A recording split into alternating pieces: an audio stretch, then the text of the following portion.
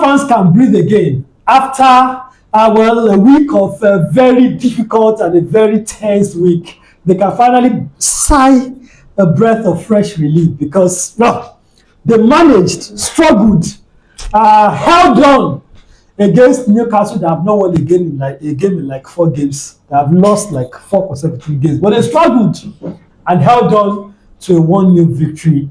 And now Arsenal, for now, are back to the top of the Premier League table. But let's talk about this with their propaganda against Arsenal. No, we have to give the facts now. Is it not for now? Well, it's not for now. You have 4 games left. Just Man City has 5 games. So who told you he's going to win his 5 games? Who told you to go to win your 4 games? So it's for now. No, it's not for now. We're on top of for now. Not for now. We're on top of it right now. Okay, say right now. I prefer right now. Okay, right now. For now, right now. Right now.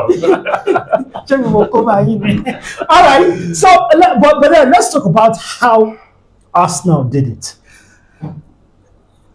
Were you impressed? Because at this point, with the way the title race is going, the fact that it could end up being a game of who scored the most, I would have thought that Arsenal would prioritize getting as much goals as possible against Newcastle. Just getting the lone goal and then defending and defending. We played against the Newcastle that in the past 4 seasons, we don't get 6 points in the league from them. We hardly even get 3. This same Newcastle team last season, I think they won us in the league, won us in probably FA or Carling Cup. They defeated us in more than 1 competitions. So Newcastle has always been a threat for us in any stadium, any day, anytime. And even if you watch their game yesterday, you can't compare the intensity they used to play that yesterday game with what they played even against Bournemouth.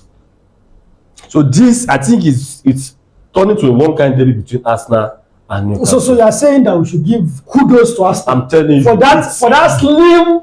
It may look slim to you, but I know for every serious Arsenal fan that has been supporting the club for years, we know that that's a massive victory. I mean, I know it's massive victory, but I just felt it's not convincing. If you watch the game, if you critically analyze the game, the first 20 minutes, Arsenal we were supposed to score 3 goals in the first 20 minutes, but unfortunately, we could only come out with 1. And by the time Newcastle also got into the game, we need to defend our goal, and it worked. Because though we all understand that it may be a completion of goals at the end of the day, but still 3 points still matters. I'm telling you, let's now assume Arsenal played all out and the game ended 2-2 or 3-3 or draw. What would Arsenal fan would have preferred? Who would have preferred this win?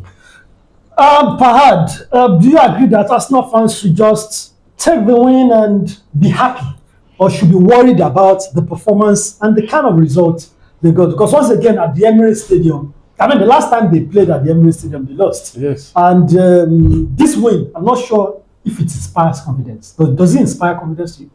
Well, if I'm a fan of a particular club and my club, we are going for the title and we are struggling against a team that has not won in 4 games, I will cease to be a fan of that club. That day.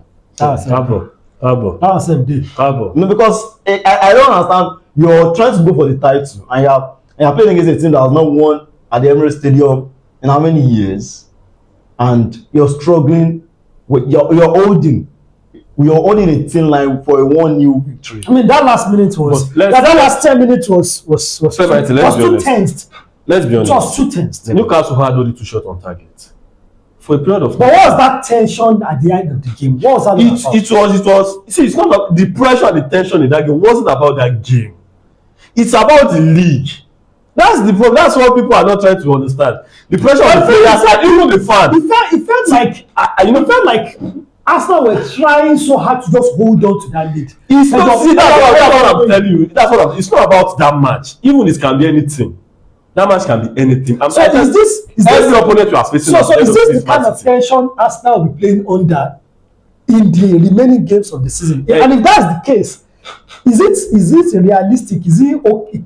Can they go through the rest of the season playing on edge like this? No, that was at the beginning of the game. We came all out. We could have scored 3 goals. I didn't think we scored 3 goals. It wouldn't have been like that. Yeah. And at some point, we missed some sitters in the game. There was a point we had 3 against 1. Gyökeres had a misplaced pass that was intercepted. Yeah. No, we had some chances that could that nonsense pass that Gyökeres did was. Yes. So we had some moments that could have given us a little peace of mind in that game, but we missed it narrowly. There was a supplementary chance. There was a chance for Bukayo Saka. No, we had some chances in the game that would have converted. I think the best chance Newcastle had on that game was that Sandro Tonali shot. I think so, the Anvisa want to where he went. He missed it. He missed it. Should have probably gone with his head. So and I didn't think we scored, we converted those chances. It should have been another thing entirely, because one goal, we all know what one goal can do to you. You can't rely on a goal playing against Newcastle. And let's not forget, I think at the 17th minute of the game, Eddie Howe brought in Watamade, Wissa, Avibans. They were like all attack. And let's not forget, this same game, we had 2 injury players. Kayabat was substituted because of injury. Eberechieze was substituted because of injury. At some point, we even had to brought in Lewis Kelly for Martin Zubimendi. So it wasn't an easy game, even tactically and everything, because once you are doing substitution because of injury, that means it's not according to what you planned. So it's a massive victory for us now. And kudos to Martin Zubimendi for that game, because despite the fact that media has been against him for a while now, he came out with an outstanding performance. Let's talk about the remainder. Let's talk about the top 4 race in the Premier League. I mean, Liverpool got a win, but Aston Villa, well, Fulham, Aston Villa could have gone 3rd. Yeah, definitely. If push Manchester United to 4th, and Liverpool could have pushed Manchester United to 5th right now. Yeah.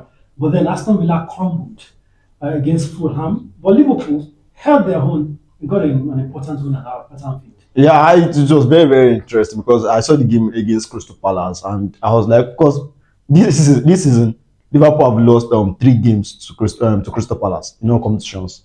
So I was thinking, what do they have to offer against Palace? And Isak scored, and it was just like, it was different, because their second goal was very, very interesting. Their goalkeeper, their standing goalkeeper, Woodman, saved an header, and from there they hit the counter attack, scored Crystal Palace the second goal. And it was that match was very interesting. I think we kind of saw what a little bit of what Ancelotti wanted from his players, has been wanting from his players this season. I think the match against Crystal Palace was what he kind of wanted: a quick transition from defense to attack, get the goals, and if you're lucky as well, you get the goals as well. I think even Florian Wirtz actually scored as well. So we kind of saw a little bit of what their coach actually wanted from the players. Liverpool looks a bit rejuvenated. Is it possible they make a play for even the 3rd position? Because now they're just like, well, how many points from? Yeah. I think just 3 points. Yeah, it's possible, because they still have United at Old Trafford. So that's going to be like a final showdown. Yeah. So I think they might have to face, I think, Aston Villa too as well. So it's going to be interesting last couple of games for Liverpool, United, and Aston Villa, and whoever is in 6th or 5th position there. Definitely. And of course, let's talk about Tottenham Hotspur. It's looking realistic. It's getting real now that Tottenham Hotspur will be relegated. They had their first win of 2026 during the weekend. 1-0 victory over Wolves at Molineux, and also first win for De Zerbi as the coach. But then, as we know, their fate is no longer in their hands. Even if they win the remaining games of the season now, it may not be enough. Unfortunately, something we did not expect happened on Friday night. Nottingham Forest went to the Stadium of Light and killed Sunderland. 5-0. And then Saturday again, West Ham 2. Last minute, I was already debating that against they would draw. Last minute, they scored a winning goal and rendered down useless. This Tottenham Hotspur will relegate. I think the relegation battle is a fight to finish, just like the league. I'm telling you, because Leeds is safe now, so it's between Nottingham Forest, Tottenham, and West Ham. And in fact, Nottingham Forest is 1 point away from safety. So at the end of the day, it may go down to West Ham versus. We never can tell, because as it is now, I think the most difficult opposition any team can plan on facing now is a team that's chasing something. Either you are chasing to escape of relegation. Team that face West Ham. We're also facing West Ham, actually. Okay, well, both Man City and West Ham are relegated. Arsenal is facing West Ham at the London Stadium. I know Man City will face West Ham, right? Yeah, I think Tottenham are not facing West Ham. They are not facing West Ham. Man City is not facing West Ham. Man City is not facing West Ham. Arsenal at the London Stadium. So, and Arsenal is still facing Burnley. Though I think Burnley has been confirmed. We are only expecting an announcement. No, they are confirmed. They are confirmed. announced. So I think playing against these teams, the teams that are fighting for the relegation battle, and teams that are fighting for Europe, are teams I think any team should avoid right now. So, but I think, and fortunately for coming back to Arsenal anyways, I think we only have West Ham and Fulham. But for Tottenham Hotspur, are they going to be relegated? Is it looking like, because there are some things if they can you translate, imagine that it should not, it's something that should not be possible. You know, football like they said, football is much more played on the head rather than with the head rather than with the leg, more than the leg. So I think if they can translate this win and kind of, you know, bring themselves to a winning position, bring the winning wins back, start winning games, I think they should be able to escape. They are our neighbor. So, well, I'm not wishing them well at the same time, I'm not wishing them bad. They are not our competition. We are not in any competition with them. So, I wish they can escape because they're a good team, they have quality players. I think for Tottenham Hotspur, it's going to be very, very difficult now because Jack Simmons is out of the season. This year, yeah. Solaka is also out as well. And they still have Chelsea to play. And Chelsea they are not more coached by Liam Rosner. Who I would have said, okay, under Liam Rosner, they might get something at Stamford Bridge. But right now, they are under Mark Palom, and so it's promo is over. Chelsea promo is over. So it's going to be very, very difficult for Tottenham Hotspur. But then, hopefully, Zebi finds a way to actually. Zebi is a good manager, actually. Well, it is what it is. Chelsea, Arsenal back on top, Liverpool up to 4th, and of course, Tottenham Hotspur remains relegation threatened. We're just about 4 games now to the end of the season.